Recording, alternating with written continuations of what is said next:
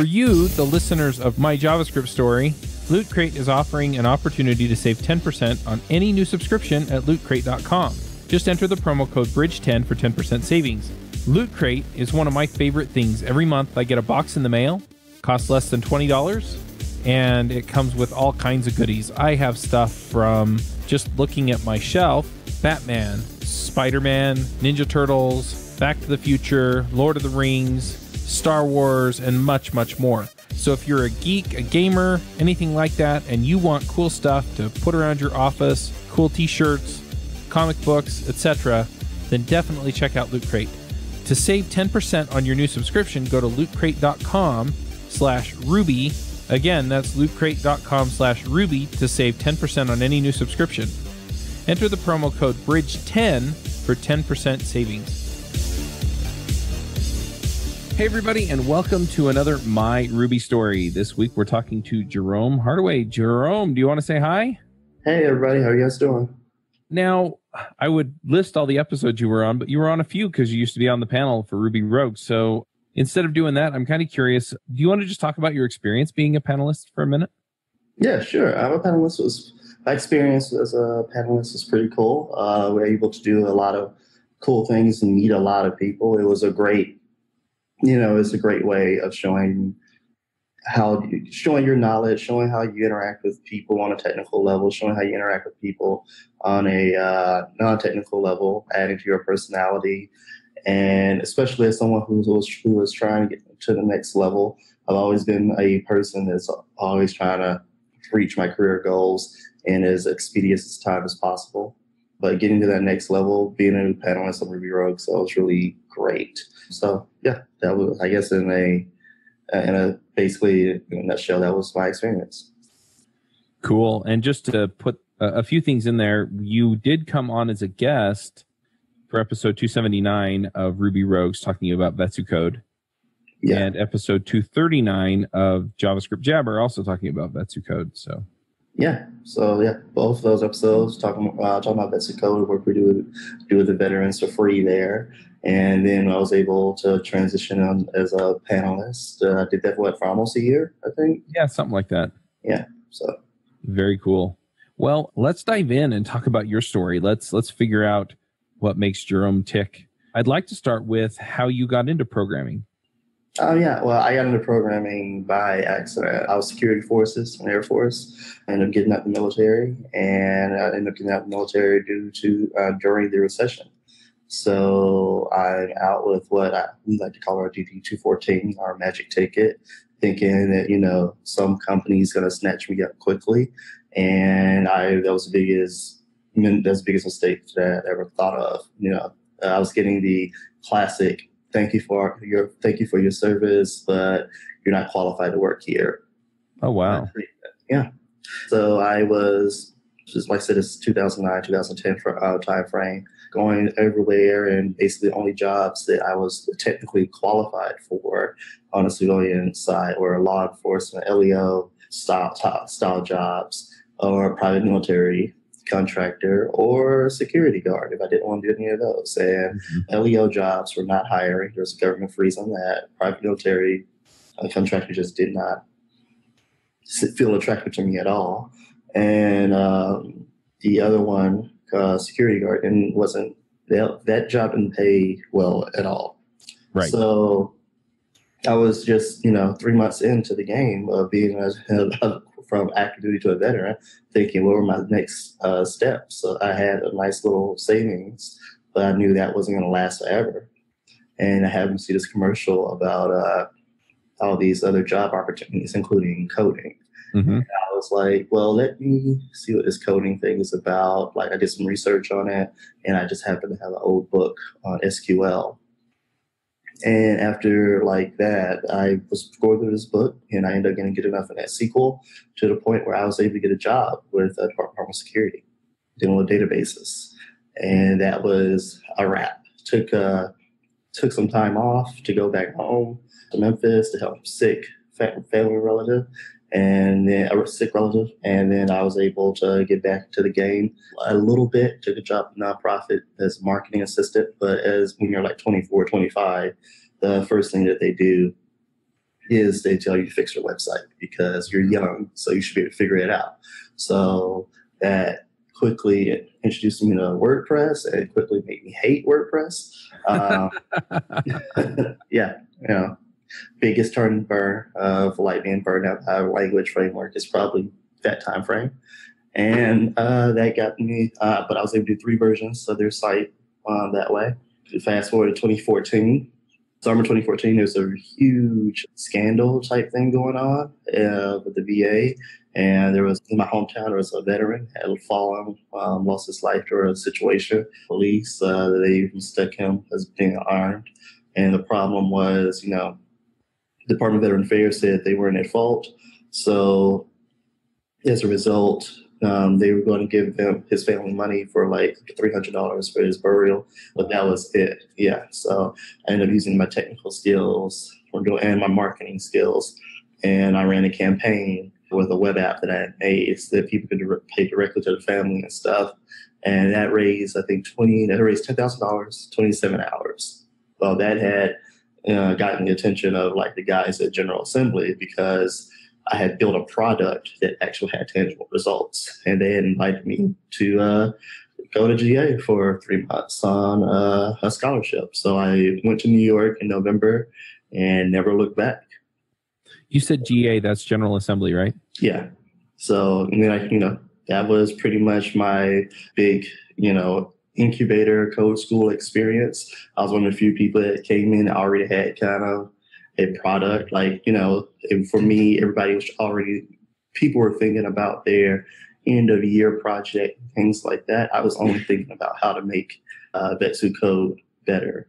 Yep. So, and, having a project that was out, and I think that's something that people really don't think about, especially new troops or new programmers. They always think about their portfolio, and having a bunch of things to showcase a few things, but having something that works, that has tangible results, outweighs having a portfolio or GitHub filled with fluff, any day of the week. Like, you have a bunch of piddly projects, all you want to, but people usually go for, products over projects any day of the week. And that's something I wish more code schools would teach, their, grads coming out, building something that users use, and you're able to tell, just not only talk about business logic, but being able to talk about, business logic on the code side, but business logic on the business side, makes more sense. How do you make these business decisions to do this, do that, to third?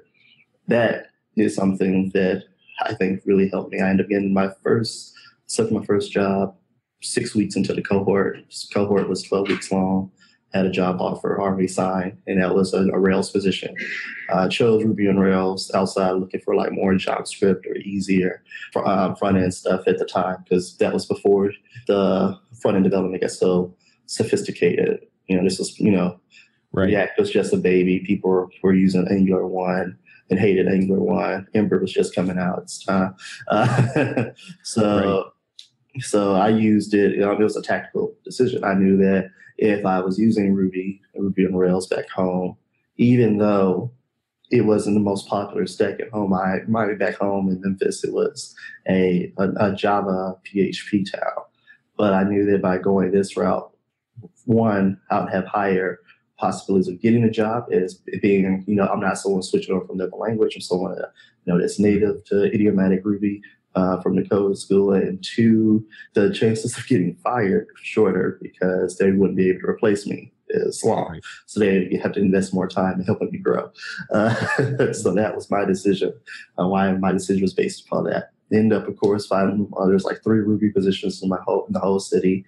Ended up getting one of them, and was able to just focus on Ruby on Rails for the entire time I was there, about two years. Right. And so did you come across Ruby on Rails then at General Assembly, or were you looking at it before then? I had looked at it a little bit before then, but I just, because, in the end, you might see something you like, but you're not really, running towards it because of work or whatever. And I saw it, when I was working on PHP, because, PHP made me hate PHP. And I was looking for something here.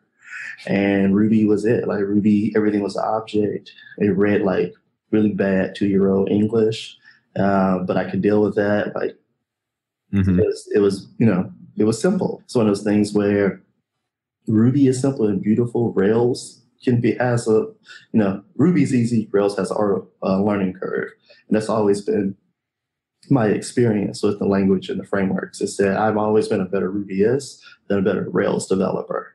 So, right, like that is one thing that I liked about it was just how easy it was for me to be able to solve problems in the language. Yeah, absolutely. And I got into when I got into Ruby, it was through Rails, and I figured out, a lot of these mechanisms in Ruby they enable what I'm doing in Rails, but it's Ruby that's both the thing that's most powerful and what provides what I like about Rails. Yeah, totally. And there's definitely a learning curve for Rails. I'm curious, have you found that the learning curve has gotten steeper for Rails? There's always this endless debate, and I'm kind of curious where you come down on that. I think it has. I think it's gotten steeper in a different sense. I think the community or the job market in America, per se. I don't know. I can speak. I think in Japan, you still can be a Ruby purist and get away with it and get employed. But in America, Ruby is attached to Rails, and Rails isn't playing. Being a Rubyist and being a Rails developer isn't playing, center stage when it comes to many applications. Is you have to know this while also being adequate at some front end framework in coupling or decoupling them. So I think that's the biggest issue with a lot of companies right now, is that why they're not having the type of results and metrics that they want, is that they want their Rubyist and their Rails devs to, play, to have the thing that they love or the thing they're expert in play second fiddle to React. Like, is at the point now where Ruby on ROR doesn't stand for Ruby on Rails, it stands for React on Rails, because that is right now the most common one that's connected to Rails. I think maybe GitHub is one of the few ones that I've seen that still is just looking for pure Rails developers, but most companies are looking for a Rails developer with React experience, or a Rails developer with Angular experience, or a Rails developer with Ember experience. So it's not Rails that's taking the center stage anymore. And that's what's making it so much harder, because in the end, Rails developers, they have to keep up with the things that are coming out with Rails, like, Rails 5 and, the new features that are going to be coming out. And then they have to keep up with, the JavaScript community, which will quickly lead to burnout. And so we're doing two things where people are not, because now you have two sophisticated systems instead of one sophisticated system and one system that, one language that you have to use just for the front end. You have a sophisticated system and framework for just the front end, sophisticated framework for the server-side code, and you have to be able to actively work with them both. And that is causing a problem where people are either choosing or capable of being the level of expertise that makes them feel adequate in both. So you're having to sacrifice here and there, or people who are like me, professionally choosing to difference between one or the other and just going one direction because it's easier to go that route. That's interesting. And I think you've got the right idea there. I mean, the core principles that make up Rails and made it nice and easy and, quick development, all that stuff. Yeah, that's definitely, most of that's not changed a ton. But yeah, it's just the nature of where web is going that's changed the game. I think that's it's a summary of what you said, and I think what you said is pretty accurate, is that, more and more companies are looking for some of these systems to manage their front end. Yeah. So I'm curious, what have you done in Ruby and Rails that you're particularly proud of? I think the most thing I did was my first job was the most thing I was proud of. Like being able to come in green is all get out. Like being the right person for the job when I clearly was the wrong person for the job on paper was like the most proud I could ever be. Getting into a job and, you're sinking, you're always, I come in and I'm thinking that I'm going to have a mentor, like this is going to be a perfect web development job. It's going to be like stuff I see on TV and all the pictures on like the news and LinkedIn. Nah, I'm the only Rails developer. The senior guy is a PHP developer, never touched Rails a day in his life. And the other developer is a .NET developer. So, Nice. and here I am with, they have 4 Rails apps for me that I'm supposed to maintain, 3 Rails apps that I need to build is in the docket. I'm not only learning about the web, I'm learning how different countries use the web, having to figure out, how to use Ruby on Rails. And, I'm being, and it's one situation that got really hairy is I was building a Rails app for a company in Japan through them. And the company in Japan, they were mad that they couldn't use any Japanese Rubyists or Japanese Ruby on Rails developers because obviously Ruby's built in Japan. So why would they pay an American company to use a framework that, can easily been done like probably 10 times better over there because it was, it's home.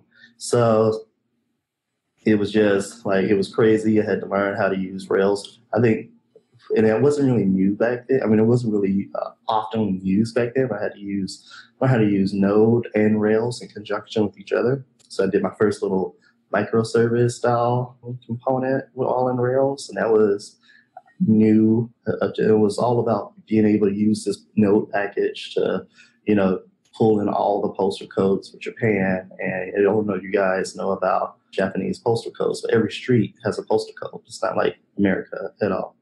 So every block has its own postal code. So every time they're doing new development, things like that, they're adding a postal code. So they're like, I think they have there are millions more postal codes than there are in America. And going through that process of trying to use this package so that regularly updated that was from Node into Ruby and not having a Ruby gem for that and thinking, well, maybe I could, trying to find all the solutions to it. It took me like 3 days to get to a adequate solution. And when I finally got there, it was just like, I solved the problem, didn't get fired. It's pretty cool. So that was like one of my, that's something I'm most proud of, being able to say, I worked on apps that, were live in Australia or live in Japan or, live in Germany and things like that. And you're looking at something and you're looking at web traffic or you're looking at the price point that a client has made for an app you built. And you're like, holy shit, like this dude's, he's paid $1 million for this thing. And I just built $1 million app. Like, oh my goodness, like what am I supposed to do with my life after this? I've arrived, it's over. But now I know there's so much more. Yeah. Yep. Absolutely. Well, I love just the aspects of that, right? That first job, I shouldn't have gotten this job, but I did what I had to make it work. And again, just, being willing to learn and picking this stuff up and just the personal drive. I think it says a lot about you, but I think it also says a lot about, just what people can really accomplish. The limiting factor in a lot of ways is you.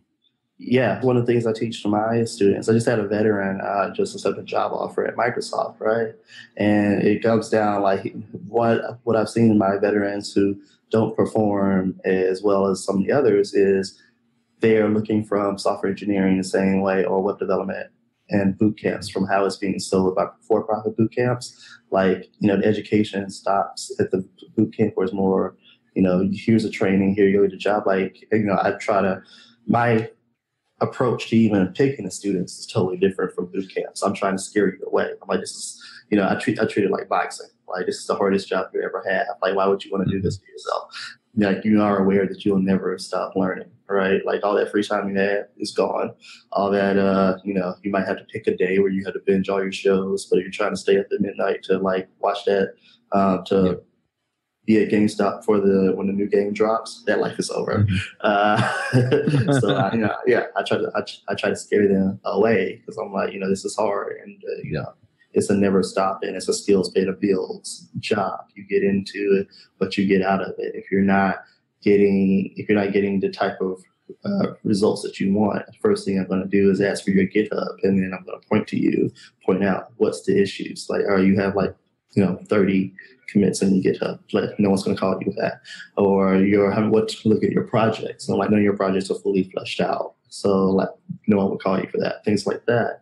And this guy, he was, for going back to Microsoft Troop, he's very, high speed. He's always asking. And when we were helping him with his project, we were showing him how to use No, Azure, and he always, like you said, he's always pushing the envelope. And that's something that, I try to put in my own experience. I tell them, I'm up to 4:30 every day training. Like, I spend the first 2 hours training my skill, because that's, what I depend on. Like, I can go work out, or I can go and do the things that are needed for me to like make sure I have the money to afford the gym I want to go to. Right. Yep. And then, that's how I teach them. Like, I teach them from that point of view. Skills pay the bills. And I would never make you do something or tell you to do something that I've never done type deal, or that I wouldn't do. And I think it's easier when people wake up and they see that I've already been on Slack for like 2-3 hours. So they see I got like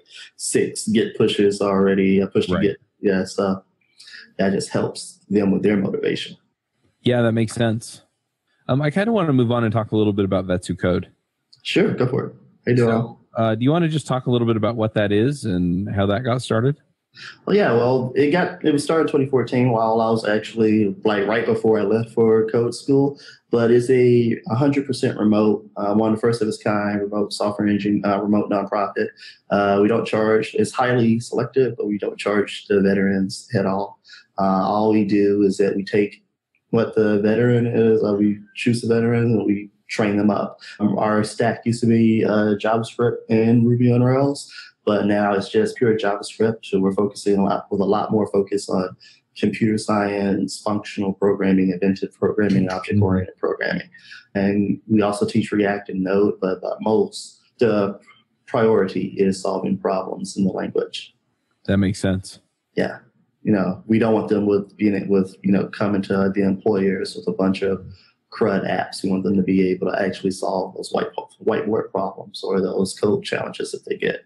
So that's where we focus on being able to solve the problem and be able to build things. Yeah, that makes sense. So how many people do you help out every year? We used to knock out crazy numbers, but it was quickly getting burnout. So now we're doing about 26 to 30 people a year. Well, no more than 13-man fire team, so about 26 people a year, 2 13-man squads. When I say man, I'm talking about men and women. It's a military lingo, sorry. So 2 13-man squads is the max we usually do, but like I said, we're very selective.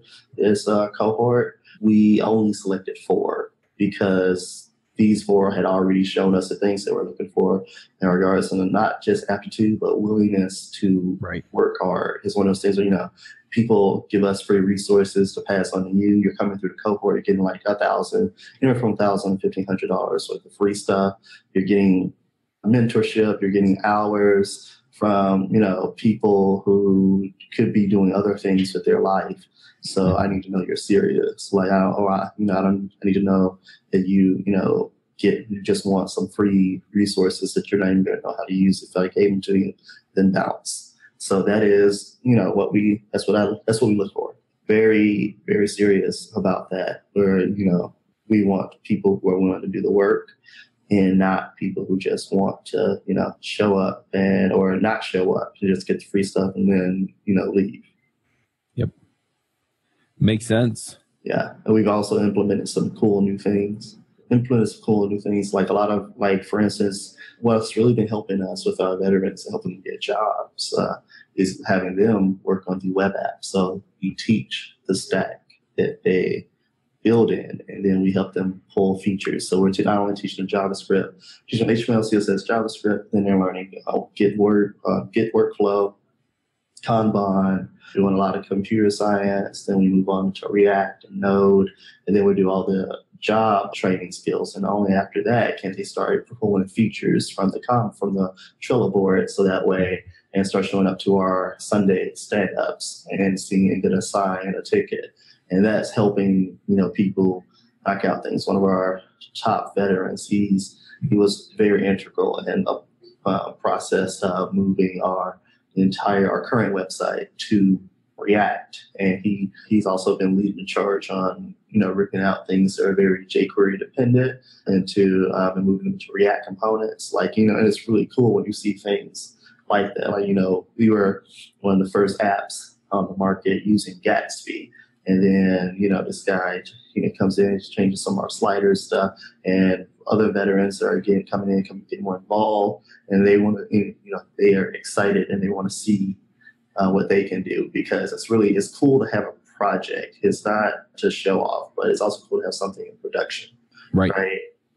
And that's what we do. If you don't have an idea, you're always welcome to come to our, we tell the veterans, don't have an idea, always welcome to come here. We'll make sure you're sped up and things like that. You have to pass our metrics before you can touch the web app and get invited to it. But for the most part, they, once they do that and they see the things that we're working on behind the scenes and things that we want to go with our next steps, they're very impressed. And that's what our goal is, to keep them happy and keep them trained. So when they get the call, they're able to move to a job, and they're able to have not only the skills to pass the test, but they also, they be able to have the backing of, I worked on this app. This app has done so many cool things over the course of 4 years, and I was able to push code to it, type deal. And that works for us. It's worked for them. It's worked for my own career. So that's what one of my goals for this year has been trying really hard to diminish my roles and things so I can focus more on other cool things, particularly moving more and more into virtual reality and augmented reality, as well as more React and Ember style things. And one of those, and giving the things that have in Vetsy Code has given me success to other people. We recently had a mentor who ended up getting his dream job at Gremlin, and it was all because he stepped up and he led one of our Ask Me Anything sessions for on my behalf about SRE, and we happened to have that talk was on video, and it was with her, Tammy Patel, who happened to be at Gremlin. He led it, and he wanted to be even studying SRE for a year, and that was the main reason I gave him the opportunity, was because I am not interested in SRE at all. You are. Why don't you take this role? Take a shot and we'll go. And that's what I've been really focusing on the past year and a half, is finding ways to give other people shots to leverage the nonprofit to get what they want out of it at their own careers. So that's what we're about. We're all a small team that, right now we're having over 100, 150 people in the channel. We're trying to help all of them and be as, what we like to call, as front site focused as possible. So, right. Makes sense. Well, very cool. I'm still a big fan of Vetsy Code, and I just love the idea of helping folks out who have served our country. So, yeah. Thank you. Thank you for support. Yeah. So what are you working on now? You mentioned virtual reality and some other stuff. Yeah. My current focus is mostly front-end engineering. I'm working on I don't know if you knew this, but I'm with CBS now. They scoop me up real fast. Working on Ember and React, and when I'm not doing that, I'm working on an app on Oculus for virtual reality in regards to immersive therapy with healthcare. Oh, cool. For veterans. So helping with PTSD, immersive therapy, and hoping to be dropping that in November. So it was really fun because I was able to meet the head of product of Oculus 2 weeks ago, and he wanted to get us more resources to be able to leverage that more, and that's pretty cool. So I've been passing emails back and forth with him. But that's been those have been the two big things that I've been really working on. So if it's not Ember and React, it's virtual reality with Oculus. Very cool. Is there a way that people can get in and support Vetsy Code or your current project with the Oculus Rift? Oh, well, Oculus project, I'm kind of working on solo with a few guys, but Vetsy Code, go to the website, fill out the form. If you're a veteran, apply.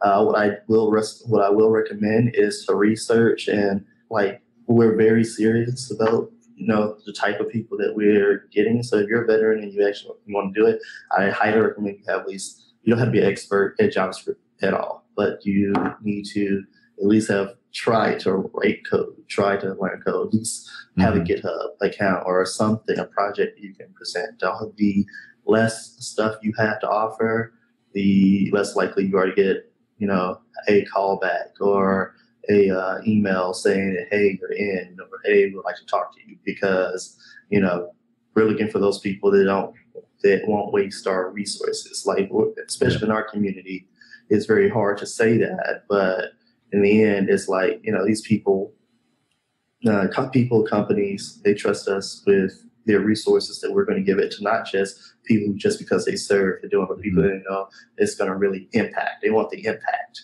So you have to be a lot more discerning when it comes to that. Makes sense. So is Vetsu Code mostly volunteer supported or donation supported, or how does that all work?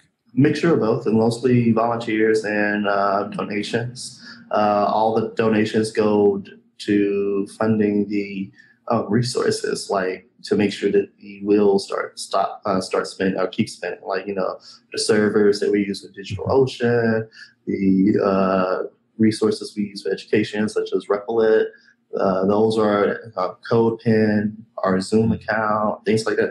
That's where your money is going. Your money's going, so that way we can support people with our projects, education. So, like for instance, when we're one of our homework sessions for doing code challenges is all on Replit. So we focus on being able to teach and like classrooms on Replit. Same way with CodePen, being able to somebody is having a problem, they put a code snippet, and because we have that same thing, we can fork it, and we can send them a link and collaborate via CodePen. Now, there are some technologies out there that's making that easier for us to do it. Less things like, Visual Studio Code just did live share.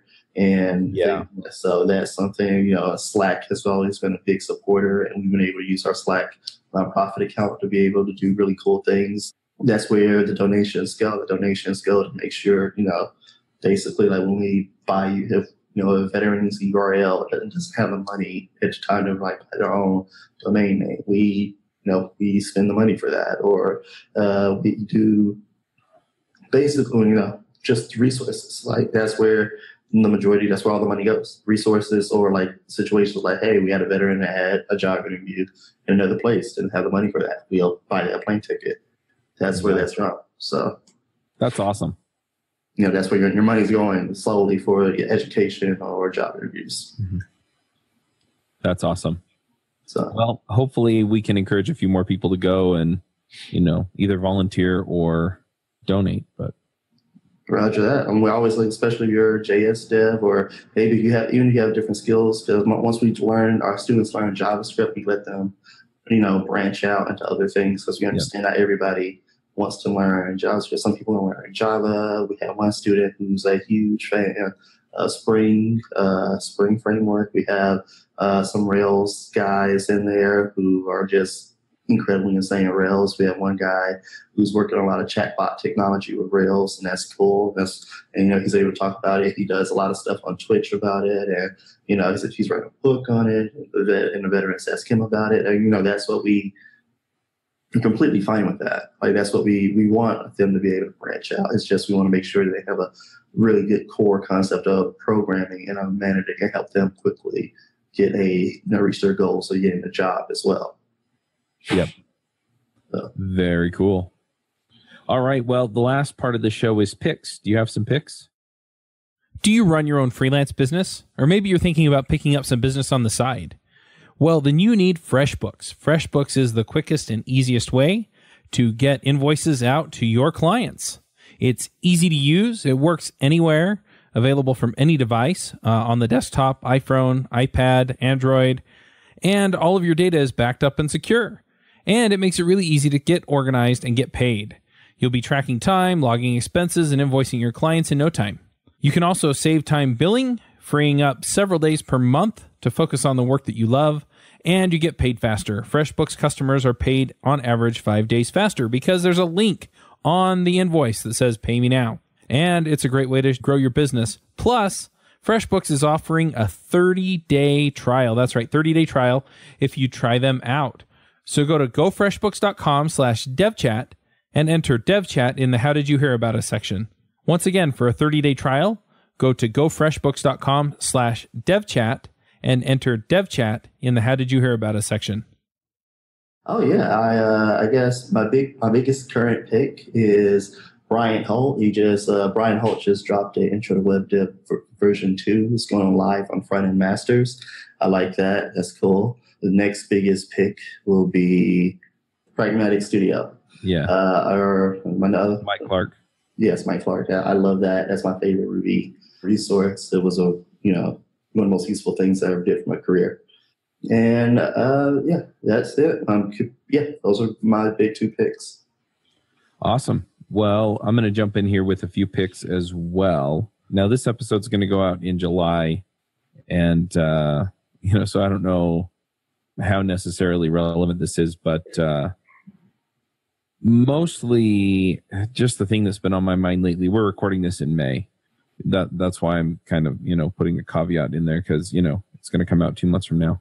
But as we record this, my dad passed away about 2 weeks ago, and I've kind of been struggling with it a little bit. But what I really want to encourage people more than anything else is just to take some time with the people you care about. Make sure that you're not, because I don't have any regrets about anything that I did or didn't do with my dad.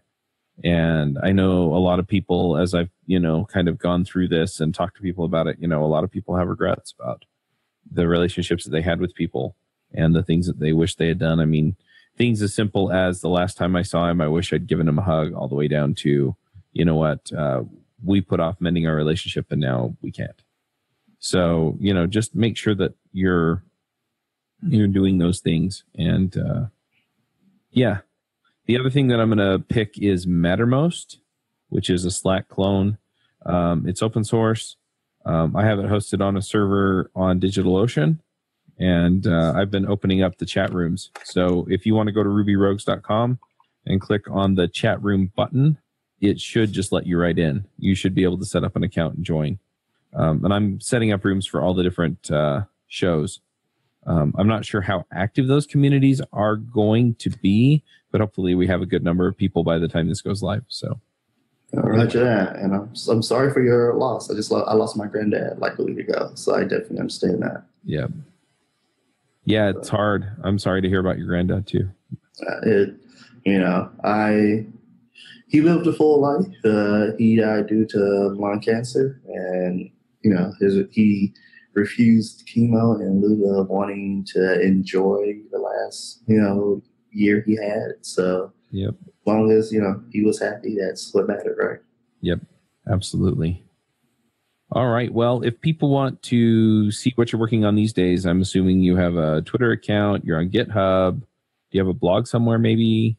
Yeah, most of the stuff writing I do is for the Vetsu Code blog. So go on Vetsu Code and type the touch blog. Most of my writing will be there. I'm on Twitter at Jerome Hardaway, GitHub at Jerome Hardaway, Instagram at Jerome Hardaway. But full disclosure, my Instagram is mostly Captain America stuff and food. So you're not gonna learn anything programming wise there. Your best bet is to just go to my GitHub or Twitter. I'm not as active on Twitter. I'm trying to get there on that. I was active 2 weeks ago, but that's because I was at F8 and Google I/O for 2 weeks. So, and that was the most educational and unproductive time of my life. So you can't really code when everybody wants to take you to karaoke. But yeah, those are the best ways to reach me. All right, sounds good. Well, I don't have any other things to go over, so we'll wrap this one up and we will catch everyone next week. Bandwidth for this segment is provided by CacheFly, the world's fastest CDN. Deliver your content fast with CacheFly. Visit CACHEFLY.com to learn more.